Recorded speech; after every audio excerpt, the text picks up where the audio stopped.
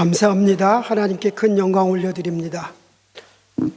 나무 십자가 찬양대라고 그랬는데 제가 그 앞에다가 살아있는 나무 십자가 찬양대 이렇게 한번 해보고 싶습니다. 네. 맨 오늘 새해 첫 주일이죠.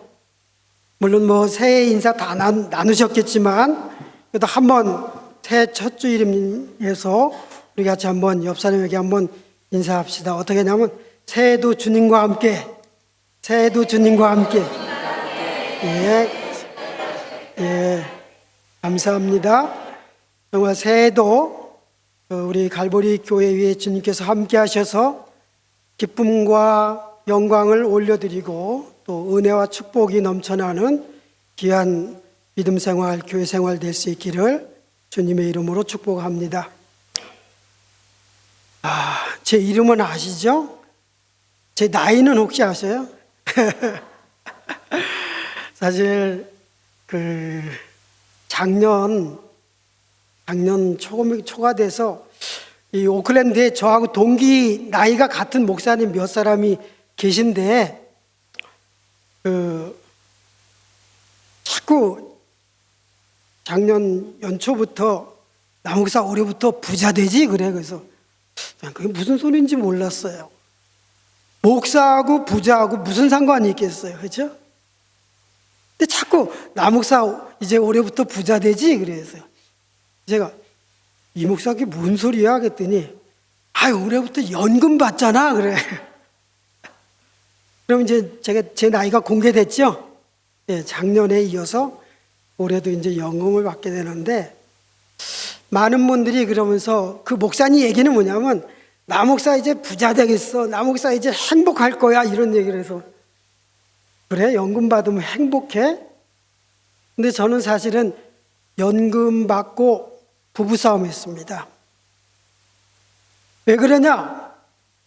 연금이 나온다는 건 언제부터 아는데 그것 때문에 저하고 제 아내하고의 생각이 달랐어요. 예? 저는 첫 연금 나오면 어떻게 쓸까? 하나님 앞에 헌금을 할까? 어떻게 쓸까? 이게 여러 가지로 생각하다가 제가 아내한테 여보 이번에 첫 연금 나오면 내가 좀 보람인데 쓰려고 그래 그랬더니 아내가 깜짝 놀라는 거예요. 벌써 다 계획이 있는데 그래요. 그래서 그것 때문에 조금 부부싸움이라고는 할 건 없고 하여튼 그렇게 조금 갈등이 있었습니다. 그러면서 제가 깨달은 것은 뭐냐면 돈과 인생은 아내에게 맡겨야지 행복하다. 이 사실을 깨달았습니다. 너무 늦게 깨달았나요? 결혼하면서부터 사실은 그걸 깨달았어야 되는데 결혼 35년도 넘어가지고 깨달았으니 얼마나 제 아내가 저한테 미련하다고 했겠습니까? 제가 자주 타카푸나에 있는 노인대학에 강의를 갑니다. 그 어르신들한테 언제 어떤 삶이 행복하시냐 이렇게 물어보면은 어른들 대부분이 뭐라고 말씀하시냐면 대부분이 뭐냐면 손주들과 함께 한 집에 살 수 있다면 그것보다도 더 행복한 것이 뭐 있겠어요 목사님? 그런 얘기를 하셔요. 여러분 정말 그런 말이 맞는 것일 수도 있습니다. 한국에서 오신 제 후배 목사님들 저보다도 나이가 7살이 어린데도 벌써 할아버지 됐어요. 딸이 오클랜드에 살아서 그 딸을 보러 온 그 후배 목사님이 손주를 안고 너무 행복한 사진을 탁 찍어서 저한테 보내는 거예요. 목사님 약오르죠? 저희는 아직 손자 손녀가 없어요. 아이들이 결혼도 안 했어요. 언제 떠날지 모르겠는데 아무튼 새 자녀들을 빨리 보내는 것이 정말 저의 큰 사명인 것 같습니다. 그러니 다 자녀들 결혼시켜서 손주들 안고 이렇게 과자도 사주고 놀러도 가고 하는 것이 그렇게 이제 인생의 말년의 행복이다라는 그런 얘기를 합니다. 근데 이제 우리는 이렇게 행복이라는 것은 여기 계신 여러분들에게 물어보면 다 다른 대답을 하실지도 모르겠어요. 그렇죠? 저는 오늘 이 성경 말씀을 통해서 우리 행복은 무엇인가? 우리 하나님을 믿는 백성들, 구원받은 백성들의 이 공통된 행복이 과연 무엇인가 하는 것을 같이 말씀을 나누려고 합니다. 그래서 우리 갈보리 교우 여러분들과 함께 저는 오늘 본문을 읽으면서 5절과 6절에 주목해 하고자 해요. 오늘 이 5절, 6절 말씀 속에는 함께라는 단어가 3번 나옵니다. 3번. 젊은 사람들은 돈과 함께 사는 것이 행복이라고 하고, 조금 이제 나이가 많이 드신 분들은 손주들과 자녀들과 함께 사는 것이 행복이라고 하고, 그 중간에 있는 분들은 뭐라고 대답하실지 모르겠지만, 우리 하나님의 백성들이 누릴 수 있는, 우리 인생에서 누릴 수 있는 가장 크고 위대한 축복은 그리스도와 함께인 줄 믿습니다. 그렇죠? 오늘 5절, 6절을 한번 다시 보면, 허물로 죽은 우리를 그리스도와 함께 어떻게 했다고 그랬어요? 살리셨고, 그렇죠? 그 다음 6절을 보면은 또 함께 일으키사 그리스도 예수 안에서 함께 하늘에 앉히시니라고 했어요. 네. 함께 살리셨고, 함께 일으키사, 함께 앉히시니. 이 말씀의 의미를 깊이 생각하면서 우리가 같이 은혜를 나누길 원합니다. 우리 인간들을 향해서, 우리 인생을 향해서 하나님께서 가지셨던 그 처음의 계획들, 하나님이 천지 창조를 하시고 에덴 동산에 아담과 하와를 이렇게 만들어 주시고, 하나님께서 그 하나님의 마음속에 가지고 계셨던 가장 큰 것은 뭐냐면, 이들과 함께 하면서 나도 정말 즐거운 그런 살리라, 이렇게 하나님도 그러셨고, 또 사람들도 마찬가지로 하나님과 함께, 당신과 함께, 여보와 함께 우리 행복하게 삽시다, 이렇게 했는데, 그 인생들은 어떻게 해요? 그만 하나님의 그 뜻을 버리고 죄를 짓고 함께하는 그 함께 하시는 하나님과의 삶을 살아가질 못했어요. 하나님은 함께 하시려고 하는데 사람들은 어떻게 숨었어요? 떠나려고 했어요. 하나님과 사람들 속에 누리려고 했던 그 진정한 행복을 잃어버린 그런 삶을 살았습니다. 에덴에서 인생들이 잠깐 맛보았던 그 임마누엘의 축복이 신약에서 예수 그리스도로 이제 구체화된 것을 오늘 말씀해 주고 있는데, 하나님께서 천사를 통해서 예수 그리스도의 탄생을 알리시며 말씀하신 것 우리가 잘 알지 않습니까? 마태복음 1장 23절에 보면, 보라, 처녀가 잉태하여 아들을 낳을 것이요 그의 이름은 임마누엘이라 하리라. 임마누엘이 뭐예요? 네? 함께 하신다. 하나님이 우리와 함께 계신다고 하는 그런 뜻이죠. 네. 여러분, 이처럼 하나님께서도 천지 창조를 통해서 에덴 동산에서 함께 하시는 하나님으로 우리에게 나타나셨고, 예수님께서도 우리 가운데 오실 때에 임마누엘의 우리 주님으로 하나님이 우리와 함께 계시다고 하는 그 선언, 선포를 통해서 이렇게 우리 가운데 오셨습니다. 임마누엘, 얼마나 중요합니까? 그리고 우리가 이제 뭐 연말이 되고 하면은 나이 드신 분들은 올해의 사자성어가 뭐냐, 새해가 되면은 올해의 사자성어가 뭐냐, 네 자로 된 그 한 글자들을, 한 단어를 얘기하는 것이죠. 예, 예.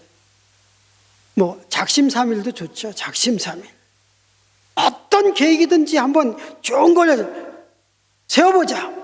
내가 작심하고 세운 그런 계획이 3일밖에 못 되더라도 3일마다 새로 계획을 세우면 그거 연말에 가서 이룰 수 있잖아요. 그렇죠? 작심삼일. 그런 거 말고 우리 하나님의 백성들이, 우리 크리스찬들에게 가져야 될 참 좋은 사자성어로 제가 말씀을 드린다면, 첫째는 바로 이 에베네셀입니다. 에베네셀. 에베네셀 뭐야? 에베네셀이 있고, 에베네셀은 뜻은 뭐예요?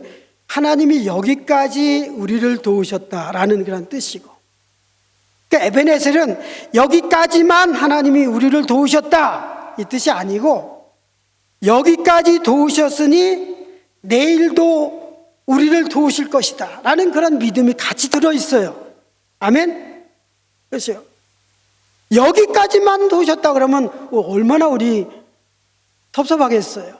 하나님, 겨우 여기까지예요? 내일은 제 인생에 안 계신 거예요? 내일은 우리 교회에 안 계신 거예요? 그렇죠? 임마누엘의 하나님은 여기까지, 오늘까지만이 아니라 내일도 또 모든 우리의 인생 가운데 함께 하시는 하나님이시고, 그 다음에 사자성어 두 번째가 바로 임마누엘입니다. 항상 우리와 함께 하시는 우리 하나님, 항상 함께 하셔서 우리를 사랑해 주시고 축복해 주시고 우리의 길을 인도해 주시는 우리 주님이신 줄 믿습니다. 그렇죠? 늘 인도하시고 어저께나 오늘이나 오늘도 함께 하시는 우리 주님께서 우리는 결국 우리 인생의 마지막 날까지 하나님을 향해서 높이 불러야 될 것이 뭐예요? 할렐루야입니다. 할렐루야. 그렇죠? 그래서 에베네셀, 임마누엘, 할렐루야, 요 네 개의 사자성어는 평생 우리 그리스도인들이 잘 기억하면서 생활해야 될 줄 믿습니다. 그리고 예수님은 이렇게 태어나실 때부터 임마누엘로 계셨지만 또 부활하시고 승천하시면서도 우리에게 그 임마누엘의 약속을 똑같이 하셨습니다. 마태복음 28장 20절에 보면은 볼지어다 내가 세상 끝날까지 너희와 어떻게 해요? 항상 함께 있으리라. 역시 똑같죠. 마찬가지. 세상 끝날까지, 주님이 다시 오시는 날까지 항상 너희와 함께 있으리라 이렇게 약속해 주셨어요. 그뿐만이 아니라 새하늘과 새 땅에서도 하나님은 우리와 함께 하시겠다고 약속해 주셨습니다. 요한계시록 21장 3절에 보면 보라 하나님의 장막이 사람들과 함께 있음에 하나님이 저희와 함께 거하시리니 저희는 하나님의 백성이 되고 하나님은 친히 저희와 함께 계시니라. 함께 계시라. 이처럼 우리 에덴 동산에서부터 함께 하셨던 우리 하나님은 예수 그리스도를 통해서 실제적으로 우리와 함께 하시고 그의 부활과 함께 또 우리와 영원토록 함께 하시겠다고 하셨고 천국에 이르러서도 거기서도 우리와 함께 하시겠다고 그렇게 큰 약속을 해 주셨습니다. 예수 그리스도는 오신 것 자체가 우리와 함께 하시기 위함이고 오셔서 죄인된 저와 여러분들을 가난한 자들, 포로된 자들, 눈물 흘리는 자들, 눌린 자들, 인생 속에서 살아갈 때에 모든 이 어려움을 겪고 있는 그런 모든 주의 백성들과 함께 하시고 또한 천국에 오르셨어도 하나님과 함께 하시고 또 우리와 함께 하시겠다고 하신 그 약속을 늘 기억하며 생활하는 저와 여러분이 되셔야 될 줄 믿습니다. 자, 오늘 본문에 그리스도와 함께라는 표현이 3번 반복된다고 제가 말씀드렸죠?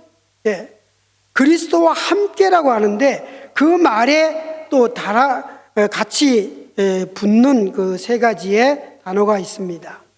그리스도와 함께 살리셨고, 그리스도와 함께 일으키셨고, 그리스도와 함께 앉게 하신다라고 하는 아주 귀한 이 3 단어가 또 절묘하게 연결되고 있습니다.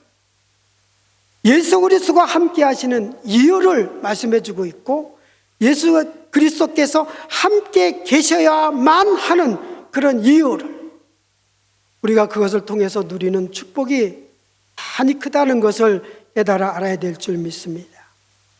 먼저 그리스도와 함께 살리셨고 했습니다. 그리스도와 함께 살리셨다라는 것은 뭐냐면 바로 우리의 구원 문제를 해결하셨다는 얘기입니다.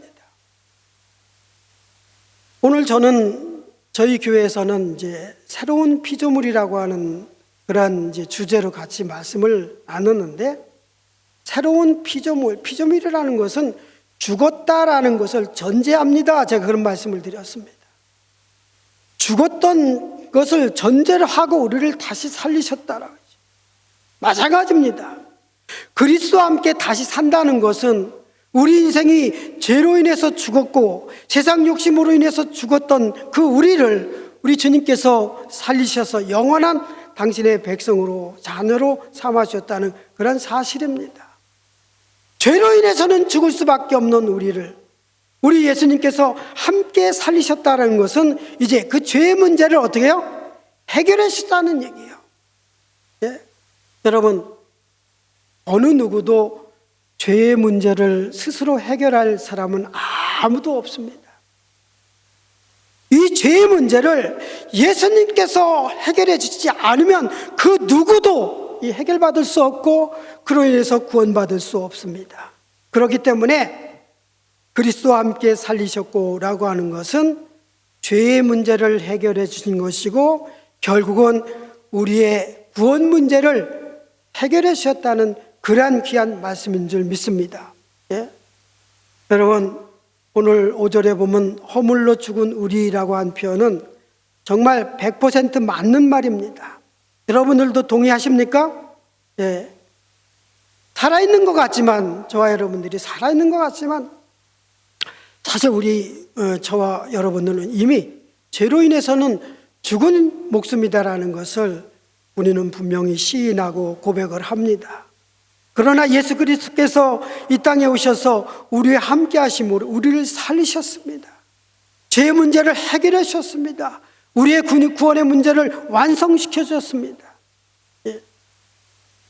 우리가 며칠 전 성탄절을 지냈습니다마는 저는 성탄절을 맞이할 때마다 물론 기쁘기도 한데 기쁨보다도 조금 안타까울 때가 사실 참 많습니다. 퀸스트리트에서 산타 퍼레이드를 한다? 벌써 거기서부터 성탄절인데 예수는 없고 산타만 있는 거예요. 산타는요, 초대교회 때 이단이 지금은 세인트 니콜라스라고 하는데, 세인트 니콜라스를, 세인트가 산타잖아요. 그렇죠? 우리는 세인트한데 그거를 이제 다시 유럽 쪽에 있는 다른 나라 언어로 보면 그게 산타예요. 산타. 세인트, 산타 같은 말이에요. 클로스는 뭐냐면 니콜라스라고 하는 그 사도행전에 나오는 7집사의 중에 한 명에 나오는 니골라 있죠. 니골라.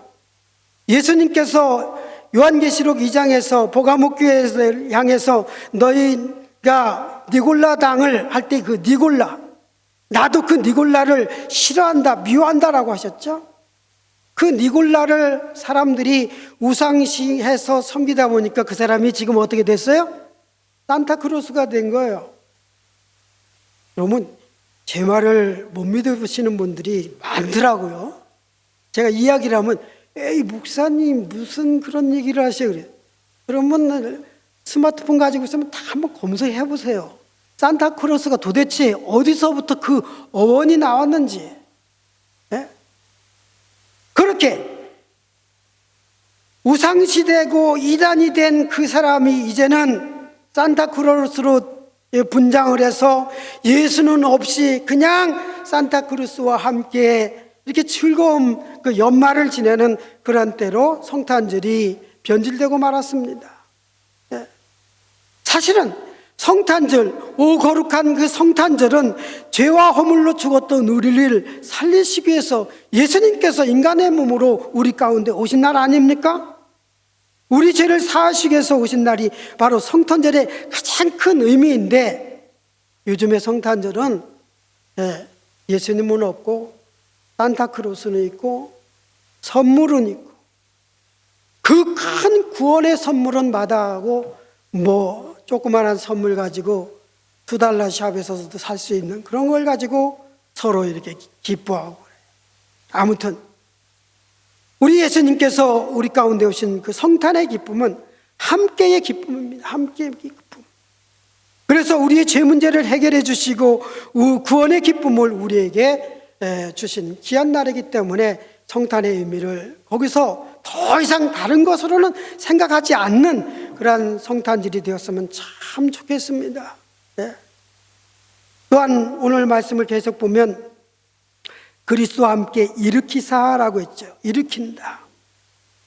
제가 아까 말씀드릴 때에 새로운 피조물이라고 할 때에 새로운이라는 것은 죽었다라는 것을 전제한다고 그랬죠.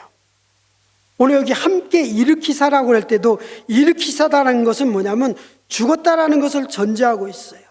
함께 일으키사라는 것은 예수님께서 부활하신 것 같이 우리에게도 부활의 귀한 축복과 은혜를 허락해 준다는 그런 약속입니다. 여러분, 우리 그리스도인들에게 있어서 왜 부활신앙이 그렇게 중요합니까? 저는요, 지금까지 목회를 한 40년 거의 가까이 되는데, 제가 이제 전 처음으로 오클랜드에 와서 설교하다가 이런 분도 경험을 했어요.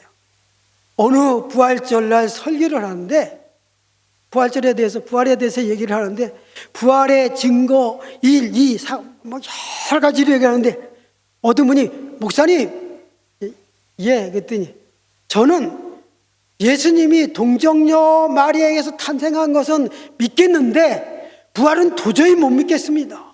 손들고 아주 씩씩하게 얘기하시는 거예요. 그랬습니까? 여러분, 정말 부활을 믿기가 힘든 모양입니다. 그러나 여러분, 부활신앙은 저와 여러분들에게 굉장히 중요합니다. 사실은 예수님께서 우리 가운데 오신 예수님의 생일, 성탄절도 굉장히 중요한 날이지만 사실은 부활절이 더 귀중한 날입니다. 부활절이 더 우리 기독교에서는 더 큰 어떤 기념일이어야 됩니다. 성탄절 때만 이게 크리스마스 카드 이렇게 나누는 것이 아니라 정말 부활의 기쁨을 같이 나누는 그런 삶이 우리에게 더 있어야 됩니다. 그리스도의 부활은 사망을 이긴 증거이기 때문에 그렇습니다. 그리스도의 부활은 죄로 인해서 죽을 수밖에 없는 저와 여러분들을 다시 살리신 그 부활의 보증이 되기 때문에 그렇습니다. 주님 다시 오시는 날 우리가 죽었던 자는 그 무덤 속에서 우리는 산 자는 그대로 주님과 함께 천국에 올라갈 것인데 그 모든 하나님의 약속의 보장이 되는 것이 예수 그리스도의 부활이기 때문에 그렇습니다. 예수 그리스도의 부활은 또 우리 모든 성도들의 소망이기 때문에 그렇습니다. 저도 이제 양가의 부모님이 아무도 안 계십니다. 형제들도 위에서부터 한 분은 돌아가셨고 내가 5번째인데 죽는 것도 순서가 있는 건지 모르겠지만 그러나 정말 저를 그렇게 많이 사랑해 주셨던 어머니 또 아버지 형제들 만약에 부활이 없다고 해서 생각해 보세요. 다시 만날 날이 없다고 생각해 보세요. 얼마나 안타깝습니까? 네? 그렇지만 하나님께서 믿음 가운데서 부활을 신앙을 통해서 우리에게 큰 소망을 주셨으니 부활을 통해서 다시 만나서 천국 백성으로서 살아갈 수 있는 그러한 큰 축복을 허락해 주셨습니다. 네? 그러니 우리에게 부활신앙이 얼마나 중요한 것입니까? 마지막으로는 그리스도 예수와 함께 앉히시니라고 했어요. 앉는다라는 것은 뭘까요? 네? 수고한 자에게 앉게 한다는 것은 뭐냐면 땀 흘려 수고한 자에게 앉게 한다는 것은 이제 쉼입니다. 안식입니다. 안식. 예? 오늘 6절에 보면 함께 하늘에 앉히시니 이 참으로 놀라운 축복이 아닐 수 없습니다. 우리가 아까 사도신경을 고백했지 않습니까? 하늘에 오르사 전능하신 하나님 우편에 앉아 계시다가 라고 했어요. 우리가 그 사실을 어떻게 해요? 믿습니다. 나는 믿습니다. 예수님께서 죽음의 권세를 이기시고 부활하시고 하늘에 오르셔서 하나님 보좌 우편에 앉으셔 계신 것을 믿습니다. 그뿐만이 아니라 다시 오실 것도 믿습니다. 우리는 믿습니다, 믿습니다, 믿습니다를 여러 번 고백을 했습니다. 여러분, 그런데 오늘 본문은 저와 여러분들을 예수님만 하나님 곁에 가셔서 예수님만 앉아 계신 것이 아니라 저와 여러분들을 어떻게 해요? 하늘에 함께 앉히신다고 이렇게 하셨습니다. 예수님께서 앉아 계신 그곳에 저와 여러분들도 함께 앉히신다고 하셨어요. 여러분, 여기에 사용된 그 헬라어를 보면은 신가디조라고 하는 단어를 썼는데, 우리 영어 성경에 보면 그냥 여러분들 우리 다 잘 아는, 저 영어 정말 못하거든요. 근데 요거는 알아요. sit down. 우리 장로님이 했으면 sit down이라고 영어로 해도 저 알아들어요. 그 정도는 알아듣죠. 이 신가디조라는 말을 영어에서는 sit down이라고 했어요. sit down 하면 어떻게 해요? 어디 가면 커피숍에 가도 sit down, 어딜 가서도 sit down. 그런 얘기는 너무 많이 듣습니다. 자동차 운전을 하기 위해서도 sit down, 영화를 보러 가도 sit down, 다 그렇습니다. 그렇죠? 근데 이 sit down은요, 그렇게 잠깐 피곤하다고 앉으라고 해서 커피 한 잔 마시기 위해서 잠시 앉는 그런 sit down이 아닙니다. 하나님께서 우리에게 맡겨주신 일을 다 감당한 자가 누릴 수 있는, 이제 다 마쳤으니, 다 감당했으니 이제는 쉬어라 하면서 앉게 하시는 그것이 바로 이 신가디조라는 그러한 단어의 의미입니다. To make sit down. 구원 사역을 다 마치신 예수 그리스도를 하나님의 보좌 우편에 함께 앉히셨다고 할 때에 그 신가디조라고 하는 단어를 썼어요. 그렇기 때문에 성경에서 함께 앉히시니, 함께 하늘에 앉히셨다고 해서 저 의미가 별로 이렇게 와닿지 않는데, 이것은 뭐냐면 하나님께서 저와 여러분에게 이 땅에 우리가 살아가는 동안 맡겨주신 그 모든 우리 직분들, 사역들, 그거 있지 않습니까? 목사에게만 하나님께서 사명을 주셨습니까? 우리 여기 살아있는 나무 십자가 여러분들도 찬양대 사역을 통해서 그거 다 감당하는 얼마나 귀합니까? 네? 교회가 힘들고 어려울 때 그것을 다 마다 안고 맡기진 사역을 끝까지 감당한 그것을 통해서 하나님께서 너 참 수고 많이 했다. 이제는 그 수고 더 이상 안 해도 돼. 이제는 나와 함께 이 자리에 앉자. 우리 주님께서 저와 여러분들을 권하실 때 말씀하시는 그 sit-down 앉으시니 얼마나 영광스러운 그러한 하나님의 안식입니까? 사랑하는 우리 갈보리 성도 여러분, 여러분의 사역이 힘들고 어려울지라도 훗날 우리 하나님께서 이런 축복을 약속해 주셨음을 꼭 기억하시기 바랍니다. 사실은 그래요. 오늘도 저도 저희 교회는 우리 갈보리 교회 성도들보다 훨씬 적어요. 저는 사실은 뉴질랜드에서 목회를 노쇼에 있는 광명교회를 개척했다가 로토루아에 내려갔다가 또 오클랜드로 올라왔다가 지금은 아주 아무도 없는 데서 개척을 시작하다 보니까 진짜 우리 가족끼리 맨 땅에서 했다고 생각하냐? 근데 그런 교회를 찾아오셔요, 교인들이, 성도들이. 제가 아니 더 좋은 교회, 편한 교회, 매일 국회 가가지고 막 날르고 그렇죠? 여러분은 어떻게 하시는지 모르겠어요. 예? 솥단지 갖다 날르고 이런 불편한 교회 뭐 이렇게 오시는지. 편하게, 요즘 얼마나 편한 교회 많아요. 예? 성경책 안 갖고 다녀도 되고 식사 봉사 안 해도 되고 청소 안 해도 되고 얼마나 편한 교회가 많습니까? 다른 사람하고 얼굴 인사 안 해도 되는 교회, 사람들 많으니까 내가 한 사람 왔나 안 왔나도 모르는 교회, 그런 데 가서 편안히 그냥 예배드리고 그냥 슬쩍 떠나도 그만인 교회들도 얼마든지 많이 있습니다. 그런데 굳이 할 일 많은 교회에 와서 꼭 그 봉사를 해야 되고 그 맡은 일을 감당하고 해야 되는 그런 여러분들의 수고. 그러나 하나님은 여러분들의 그 모든 수고를 분명히 기억해 주실 것입니다. 그리고 훗날 함께 하늘에 앉히시면서 내가 내 수고를 안다, 나와 같이 이 참된 안식을 누리자, 이렇게 하시면서 주시는 축복이 어떻게 해요? 그리스도 예수 안에서 함께 하늘에 앉히시니 이 축복입니다.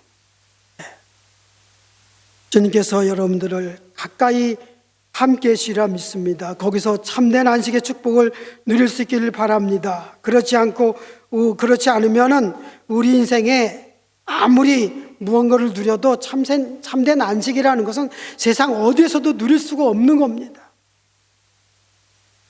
이제 말씀을 좀 정리하려고 합니다. 우리는 인생에 대해서, 인생은 꼭 시적인 철학적인 그런 용어로 같이 많이 생각을 하기 때문에 어떤 옛 가수가 인생은 나그네 길이다 이런 노래를 부른 적이 있습니다. 네. 또 인생은 여행에 자주 비유를 하는 그런 사람들이 많이 있습니다. 혹시 여러분 어거스틴이라는 사람 아시죠? 예, 어거스틴. 어거스틴도 이 젊은 날에는 안식을 찾아서 세상의 여러 군데를 다녔습니다. 내가 내 인생이 누릴 수 있는 참된 안식은 어디 있을까, 무엇일까라고 생각을 하면서 여러 종교를 막 다녀봤습니다. 그래서 한때는 이교도에도, 이단에도 빠지기도 했던 사람이 이 어거스틴입니다. 또 어떤 사람은 학문에 깊이 빠지면은, 공부를 많이 하면은 정말 안식을 누릴 수 있을까 해서 정말 이 어거스틴도 열공에 빠져봤습니다. 열심히 학문에 집중을 해봤습니다. 그러나 거기에서도 안식을 누릴 수 없었습니다. 어떤 사람이 아이고 그런 데서 무슨 안식을 얻어, 안식을 찾으려면 나를 따라와, 그래서 가봤더니 어떻게 해요? 세상 쾌락을 막 누리는, 흥청망청 술 마시고 이상한 짓을 하는 그런 세상 쾌락을 즐기는 곳이에요. 그런데도 가서 안식이 있나 찾아봤는데 아무 데서도 안식을 찾질 못했습니다. 그러다가 극적으로 예수님을 만나서 회심한 후에 아주 유명한 말을 남겼습니다. 하나님이여, 당신의 품 안에 안기기 전까지 내 영혼에 참 안식이 없었나이다 라는 그런 고백을 남겼습니다. 물론 어거스틴의 어머니 모니카의 기도가 가장 귀중했습니다. 어머니 모니카는 이 어거스틴이 저렇게 세상 여러 곳을 방탕하면서 자기가 찾고자 하는 안식을 찾는다고 저렇게 다니는데도 어머니는 늘 눈물로 기도했습니다. 그러면서 이 어머니 모니카가 남긴 유명한 말이 있습니다. 기도하는 어머니의 자녀는 절대 망하지 않는다. 여러분, 우리도 오늘 같이 함께라는 그런 주제로 같이 말씀을 나눴습니다. 우리 삶 어떻습니까? 그냥 투게더라고 하는 이 함께라는 단어가 정말 아이스크림처럼 달콤하고 그냥 슬쩍 지나갈 수 있는지 모르겠지만 이 단어가 우리의 삶에 없어 봐요.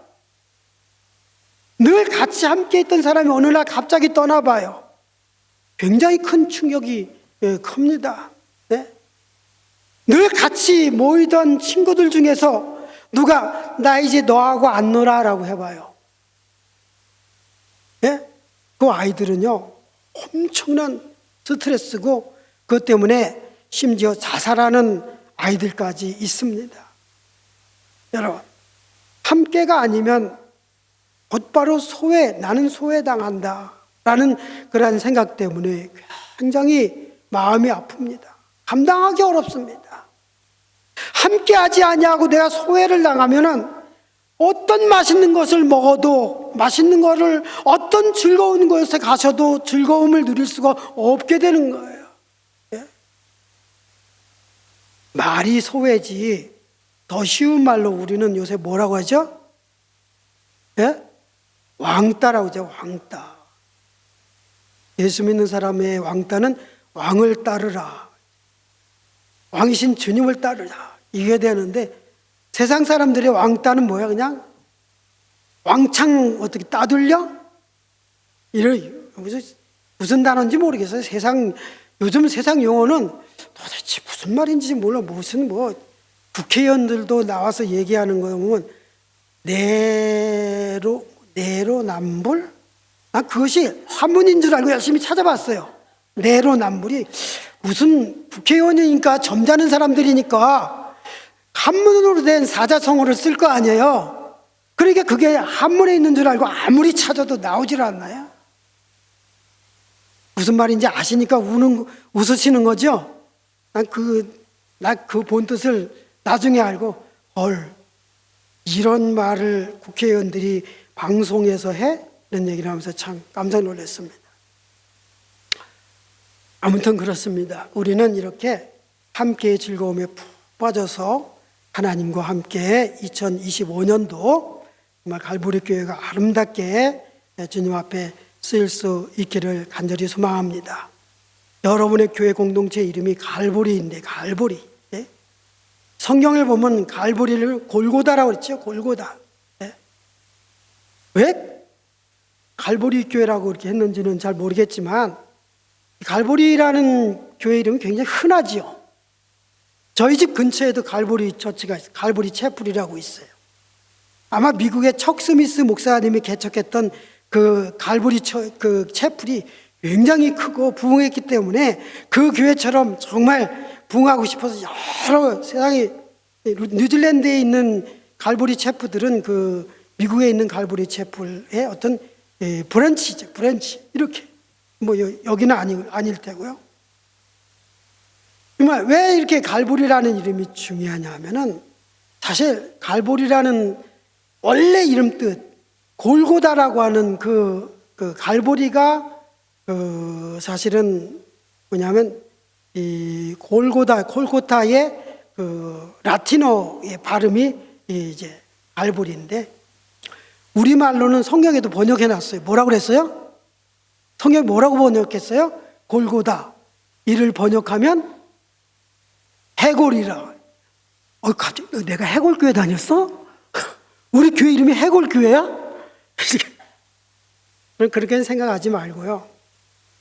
그런 의미보다 더 중요한 것은 뭐냐면, 나를 사랑하시는, 내 인생의 모든 것 되시는 예수님께서 그 골고다 언덕에서 내 죄를 위해서 다 감당하시고 죽으셨기 때문에, 우리와 함께 하셨기 때문에 그 이름 골고다를 우리는 기억하고, 또 그래서 갈보리 우리는 늘 찬양하면서 주님의 은혜를 기억하면서, 우리 교회 이름이 갈보리 교회구나, 그렇게 우리 주님의 은혜가 깊이 깃든 그런 교회 이름이구나 그러면서 감사하면서 교회 생활을 해야 되지.